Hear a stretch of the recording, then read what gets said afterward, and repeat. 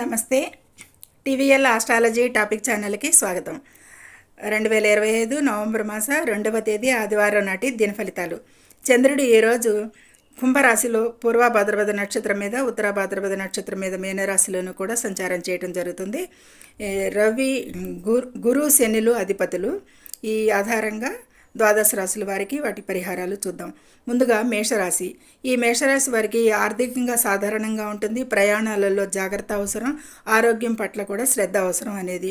ఆంజనేయ స్వామికి వడమాల సమర్పించండి అనేది చెప్పడం జరుగుతుంది. ఇక వృషభ రాశి. ఈ వృషభ రాశి వారికి ఉద్యోగంలో ఒత్తిడి ఉంటుంది.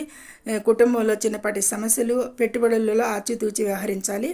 లక్ష్మీదేవికి ఎర్రటి పూలతో పూజించండి. ఇక మిథున రాశి. మిథున రాశి వారికి వ్యాపారంలో లాభాలు, ఉన్నత విద్యకు మంచి సమయం, శత్రువులపై విజయం సాధిస్తారు అనేది చెప్పచ్చు. ఇక విష్ణు సహస్రనామాలు పారాయణం చేసిన చాలా శ్రేయస్కరం. కర్కాటక రాశి. ఆస్తిలో, కోర్టు కేసులలో ఆలస్యాలు అవసరం. సంతానం నుంచి ఆందోళన ఉంటుంది.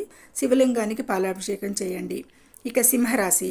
ఆరోగ్యం అయితే మెరుగుపడుతుంది వీరికని చెప్పచ్చు. సంబంధాలు బాగుంటాయి. ఉద్యోగ అవకాశాలు ఉంటాయి. సూర్య భగవానుడికి ఆర్ఘ్యం సమర్పించండి. కన్యా రాశి. అప్పులు తీరుతాయి. వ్యాపారంలో లాభ నష్టాలు సమంగా ఉంటాయి. ఈరోజు పెండింగ్ పనులు పూర్తి చేస్తారు. దుర్గాదేవికి పూజించండి. తులారాశి. ఆర్థిక పరిస్థితి మెరుగవుతుందనేది చెప్పచ్చు. భాగస్వామ్య వ్యాపారాల్లో లాభాలుంటాయి. విదేశీ అవకాశాలు కూడా లభిస్తాయి అనేది చెప్తుంది. గోమాతకు పచ్చిగడ్డి సమర్పించండి. ఇక వృశ్చిక రాశి. కుటుంబంలో సఖ్యత, విద్యలో పురోగతి, ఆసుపత్రి ఖర్చులు ఇవన్నీ కూడా తగ్గుతాయి. ఇక సుబ్రహ్మణ్య స్వామికి పాలు లేదా తేనెతో అభిషేకం చేయండి. ధనుసు రాశి. ఆరోగ్య సమస్యలు, రుణాల విషయంలో జాగ్రత్త, దూర ప్రయాణాలు అనుకూలంగా ఉన్నాయి. ఇక గురుగ్రహానికి శనగపప్పు దానం ఇవ్వటం శ్రేయస్కరం. మకర రాశి. ఈ మకర రాశి వారికి ఉద్యోగంలో స్థిరత్వం, ఇంకా పెట్టుబడులకు అనుకూలం. శత్రువులు మిత్రువులుగా మారతారు. శనిదేవుడికి నువ్వుల నూనెతో దీపం పెట్టండి.